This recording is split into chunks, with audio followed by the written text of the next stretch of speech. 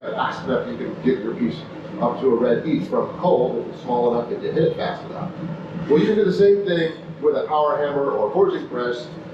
And so even though you're starting in that condition with a hot piece of material, if you're forging it correctly, you can keep it hotter longer than if you forge it with heavy deformation than with light deformation. So that'll extend your working time. Sometimes I'm asked, and I didn't get the question last night, but sometimes I'm asked, how long can you work one of those big pieces of steel that you have at Scott Forge? I've seen them work pieces of steel for 45 minutes without reheating them. Because they're so big, they have so much heat to start with, and you have so much power that you can deform that metal. If you just keep going and keep going, you watch them forge, and where the dies come together, you see the metal start to glow brighter because it's being deformed that aggressively.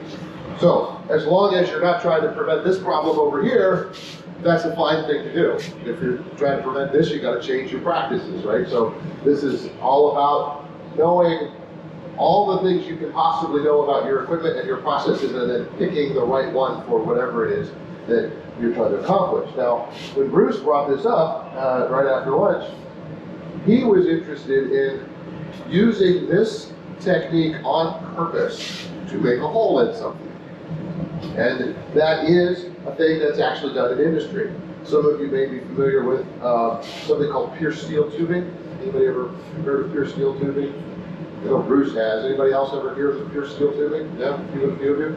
So pierced steel tubing is made by taking a round bar and doing this in a special set of rolls that are, instead of the normal way we would align rolls to make something get longer, the rolls are actually positioned sort of skewed to one another, so that as the round bar goes through the rolls, they're deformed exactly like this, and you get this crack, and then right behind where the rolls are is a piercing mandrel that follows that, and it actually opens up this hole. And then they can actually do multiple subsequent rolling steps to increase the size of the hole or lengthen the tube. And the reason that was originally developed, as far as I know, was to make bearings, to make like bearing races, because you don't want, in a bearing, you really don't want to have a disruption in the material type or microstructure. So just like I talked about last night when they were making a big ring and we roll a ring all out of one piece rather than bending and welding, that's also true for bearings. They don't want a weld in there. They want a nice uniform material. So they developed a process to create pierced steel tubing with the correct alloy for the bearing race, and then you can slice that into little rings, and then you can machine your bearings from that. They certainly use the process to make tubular forms for lots of other applications. But that's how they do it.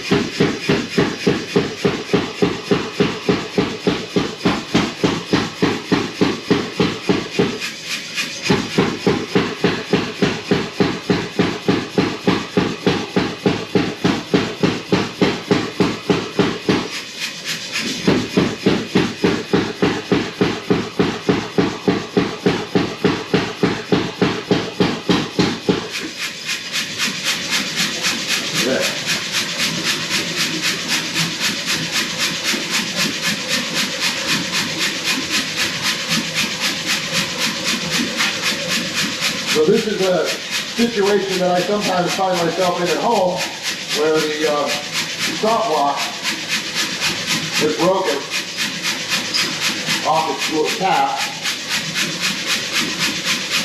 We're going to go ahead and continue forging since I have the other one still there. Actually, no, we're going to do something different. I'm going to switch stop block. I don't think we have to right now, because what I was going to do, a common thing for me to do would be to forge to 1 inch stop at one end, inspect those ends, look for any of this type of behavior on the end, do some grinding, and then proceed to forging to 3/4. This material actually looks pretty good, so I'm just going to swap these out, go right to the 3/4, and we'll go from square to octagon right now, and then I'll cut the piece, and we'll do one that's a real tight twist, and then we'll do one that's a looser twist and flatten out.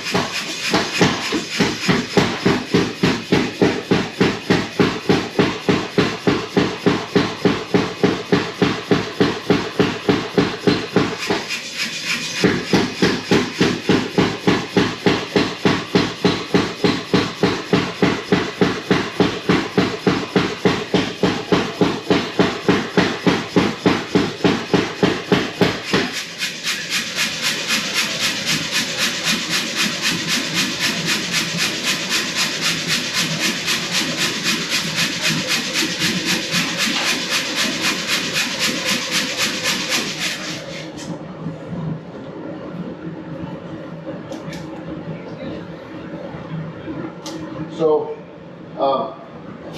as I got this down to smaller and smaller cross section, I'm not as worried about trying to prevent the bulge or make the bulge more severe. So I can go to a short die bite and have a short die bite, the metal with a short die bite. I feel like I should draw some more. When you have, let's see.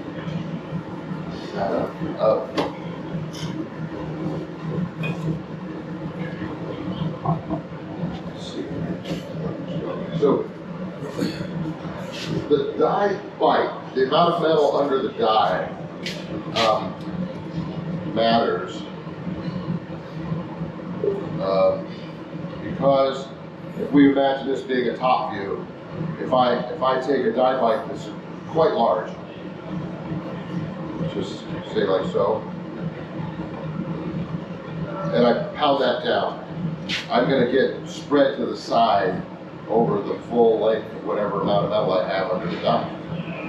If I take a narrow die bite, so here, I will have less spread to the side.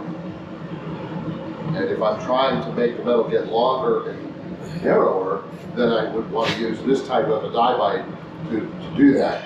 This assumes I've gotten past this point where I'm avoiding that little suck-in problem that we talked about, but I'm already past that. So now I can switch to a narrow die bite practice, and that'll elongate the metal a lot faster than if I were to take wider die bites. Because if I do wider die bites, then I've got more metal spreading to the side, I've got to bring that back in at my next pass, right? So I want to, again, control what's happening to give me the fastest end result.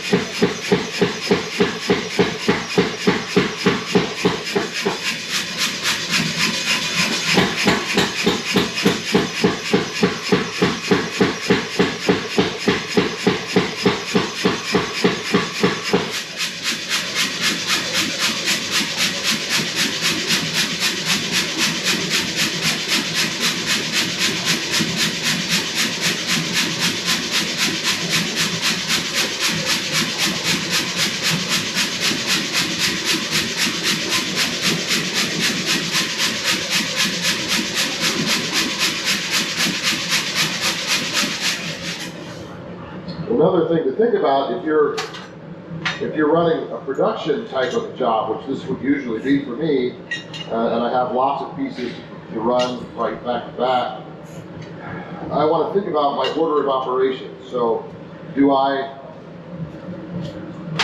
take everything to a square? For example, do I take this all the way to a square of uniform dimension down the entire length if I know I'm going to make an octagon out of it when I'm done? Or do I make a square and then make that same section an octagon and then flip the piece around, right? And I often choose to do it that way because it's more efficient.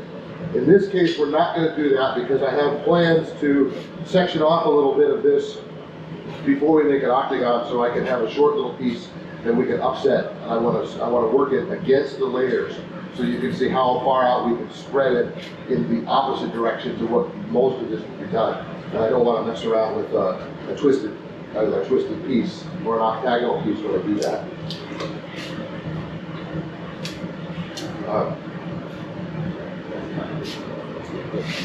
I feel like there should be some more questions. What? Oh, you asked that?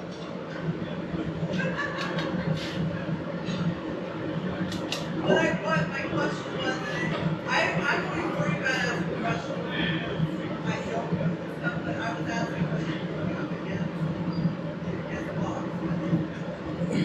Right, yeah. You're just making it square. Right, I'm just making it square right now. Yeah, yeah. I find, and I'm sure there are some blacksmiths out there who are really, really good at controlling what they're doing, and they don't need stop blocks like that, and they can forge uniform dimensions just by eye. I'm not that good, so I always try to have some stop blocks in there, and that means then that I know I have consistency of dimension from step 1 to step 2 to step 3. That can be quite important if I'm trying to hit a certain size, which we will do with one portion of this. So a lot of the work that I do ends up being forged into these little flat sections that are, like this little piece of bronze here, this geometry. We'll replicate that. It's important that I have enough cross-sectional area when I go to twist this, that when I flatten it out, I can make this and not have something that looks like a caterpillar body.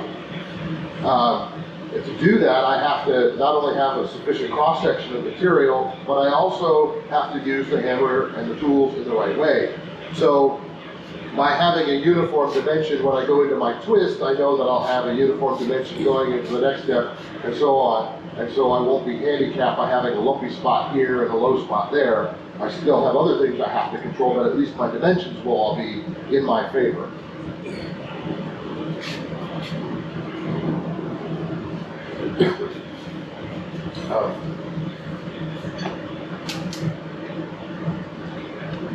One of the things that is also a consideration when you're doing laminated materials is control of the pattern, not just the dimensions. So you kind of could see it in the forging I did this morning with this pattern welded block, and how the deformation changed the appearance of those layers. And in something like this, where we're going to do a bunch of twisting, we'll have even more of that going on.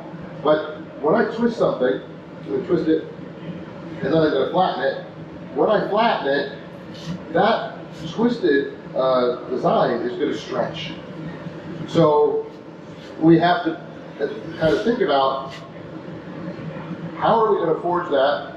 How tight are we going to twist it to get whatever our desired outcome is in terms of the tightness of the twist and the finished piece? But we found for the work that I do for Mike, that if I twist so that my twists are laying at about 45 degrees to the axis of the bar, that works out pretty well, and he's happy with that. So we'll do one like that.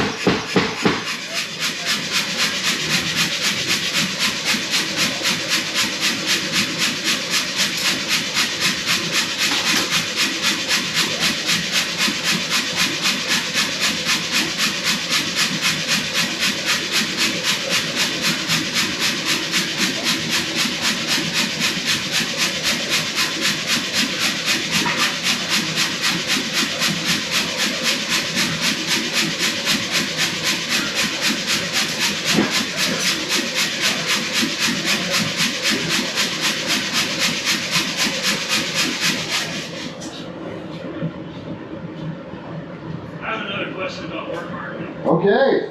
I have heard someone say that a hammer he had work hardened hammering within a few years.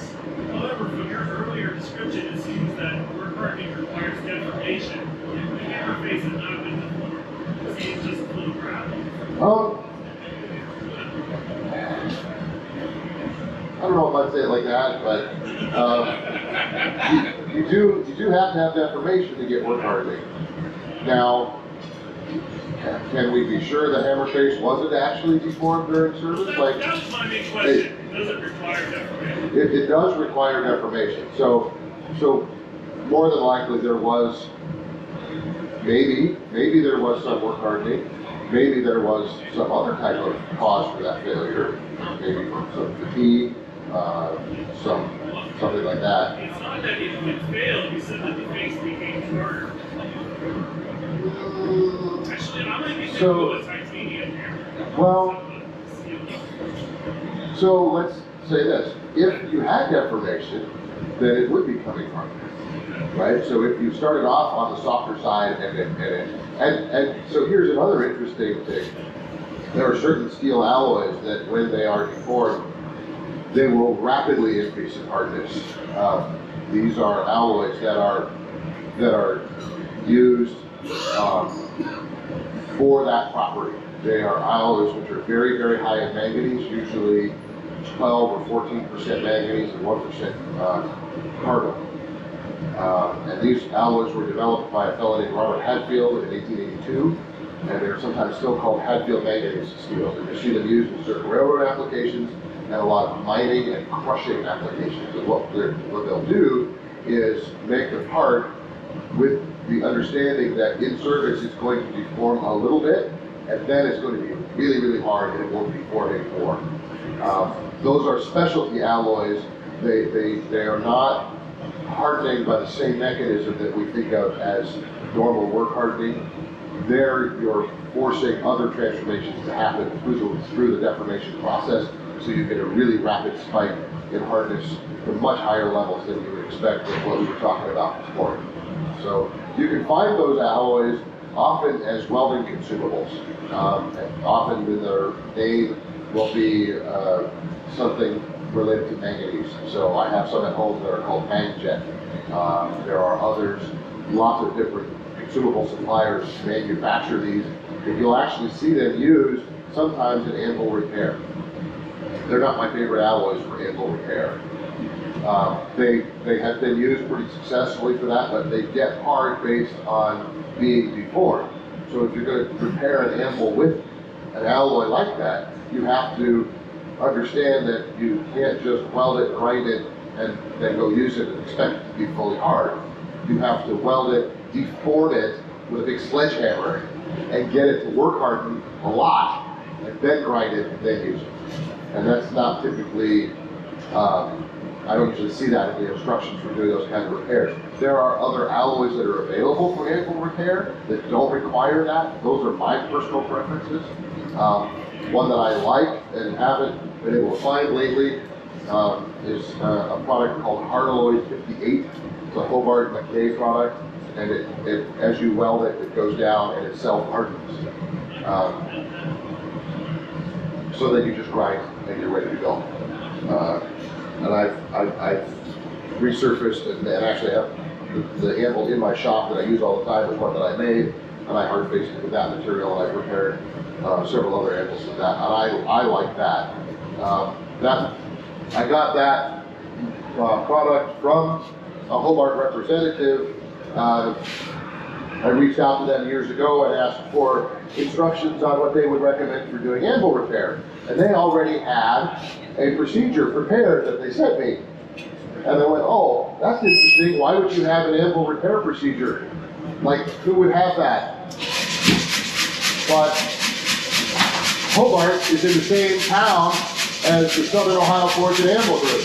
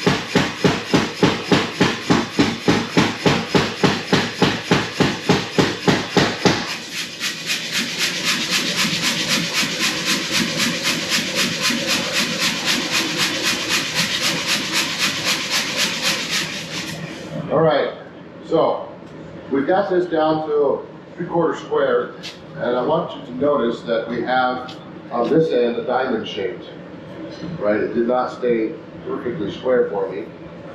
And in this particular situation, that's not going to be a problem because I'm going to make an octagon out of it anyway. But if I wanted it to be square, then I would have to take some steps to try to bring that back into square. And if I was already really close, like the 3/4 was the dimension I needed, and I had this out of square condition, I might be stuck with it. But if I was a little oversized, then I could perhaps tilt it up on the corner a little bit, like that, forge a little bit of it, not down to a full octagon, but forge it back, forge that high corner back in on itself, and then lay it back down and keep going down to the desired square size, and I could still make it square. At this point, but I'd be stuck with it for 3/4 square, which is where I'm at right now. So we'll just stop right there, and I need to do a little bit of cutting. And the way that I usually do this is with an angle grinder and a cutoff wheel, which I have over here. I'll just have to throw the sparks that way unless somebody wants to catch them. So let's see, just this over here. Take it. So I'm going to cut some off of the end that's not quite as wonky here. I'm going to cut some just so you can see what the end looks like. We won't do anything with that. We'll just pass that around for you. You know, kind of another little piece that I can upset. And then the rest of this we'll take into 2 twisted pieces. I'll take it over there and cut it. That would be great. Yeah, that would be fantastic. So we'll just divide the rest of this in half.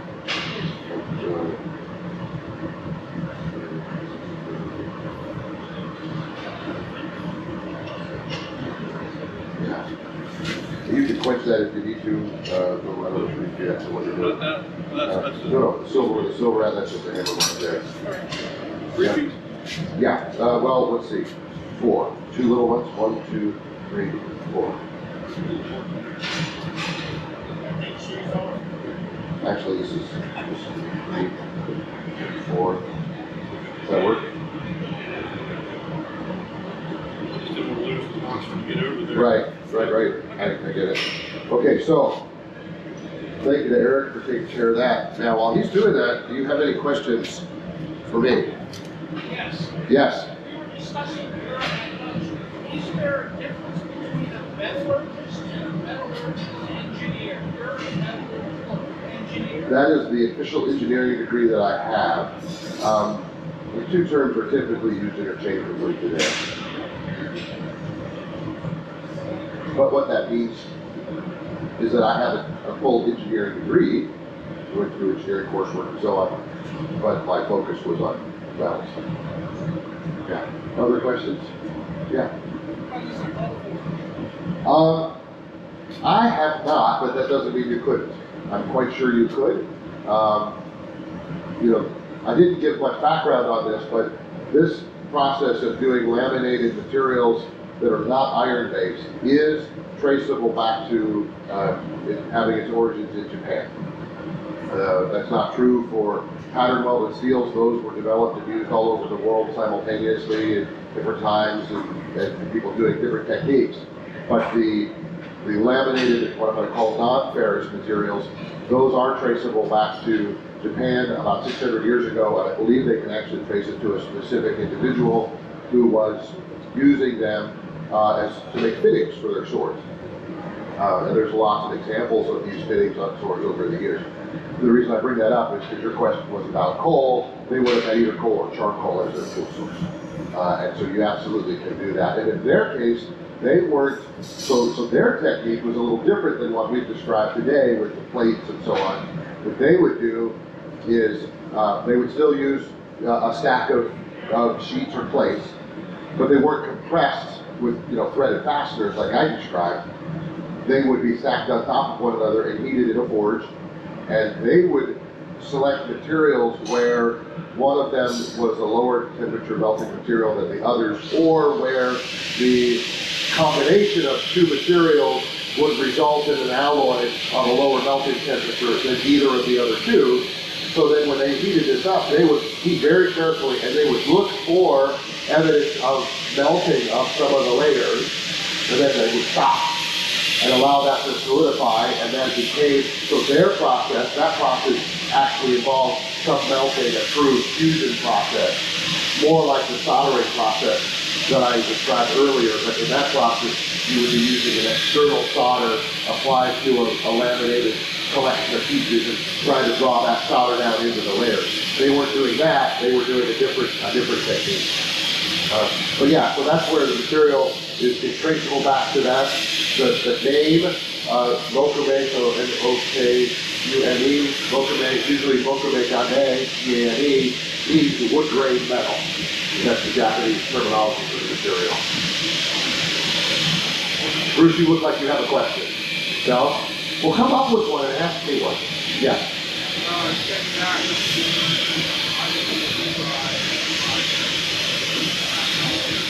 Yeah.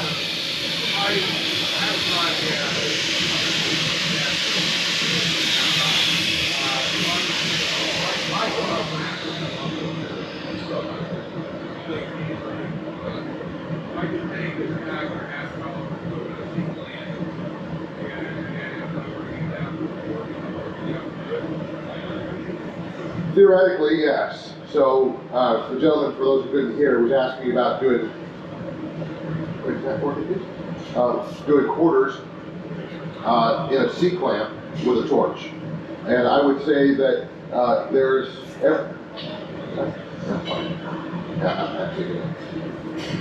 okay. This one's going to go in the furnace. This one is half an ounce piece. Okay. This is actually looking pretty cool. It's a little bit warm. It's a little bit warm, but if you have tough fingers, you can handle this. Otherwise, it'll be like hot potato going through the crowd. But it's not going to burn anybody. So that's the very end going around. The question about C-clamps, yes. When I tried it with quarters a few weeks ago, we used a big vise and a torch, and I got a few of them to stick together. I didn't get the whole stack to stick, but I think a C-clamp probably would have worked better because I used a great big vise and it was a giant heat sink, so it was hard to get the outside layers of the stack up to temperature. So I think a C-clamp and a torch would be good. Okay. You're going to need more heat for $50. I mean, meaning they won't have to get to a higher temperature, but you have more mass, and so you'll have to have more heat because of that. All right, so we've got these two pieces. Okay, so we're going to make both of these octagons. Thank you very much, Harry.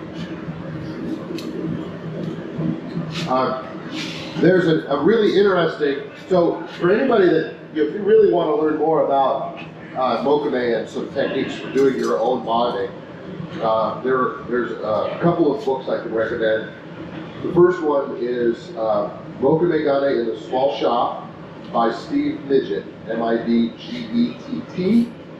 I did not bring a copy of that book with me, but that book has some really excellent examples of something similar to what you're describing with a C-clamp, but he actually encases the C-clamp in a couple of fire bricks that are then hollowed out, and then he introduces a torch into that hollow chamber. And that's how he was doing small quantities of precious metal Mokame. So he was doing gold and palladium and things like that. So that's very, very doable. Still having to clean things really well. There's other descriptions of other techniques in that book. That book, the last time I checked, is actually available on Steve Midgett's website for free as a digital version. Finding a hard copy version is pretty hard, I think. I lost the one that I got when I was in college, and my wife found a used copy, but she paid a lot for it. But it's an excellent, excellent book. And that book, and I think the online version actually he's got some added material over the hard copy version that was originally published. The other book that I would recommend is one called Mokame Gane by a gentleman named Ian Ferguson. And the process that he describes and used was a lot more high-tech process. He actually took a hydraulic press, built a furnace around the dies of the hydraulic press, and made dies that were like, say, a hollow square with a plunger that would come down, so you could put a stack of material inside of that so it was fully contained, and then his press, or excuse me, his furnace had the capability of having an argon purge so that he could have super clean environment with no oxidation. So it's really a neat process to read about. It's a more challenging one for us to replicate in the home shop. I think he was at a university and probably had some research funding for some of that work and was able to get specialty equipment produced. But it does a nice job of helping you understand how the process works and why it works. So those are two books I could suggest. I'm not sure if there's any others out there that really are kind of focused on helping the craftsman learn how to do that process. There are some online resources in terms of like Facebook groups where folks will have discussions about macrame, but those are usually really short, question here kind of situations. Yeah, Bruce? I did.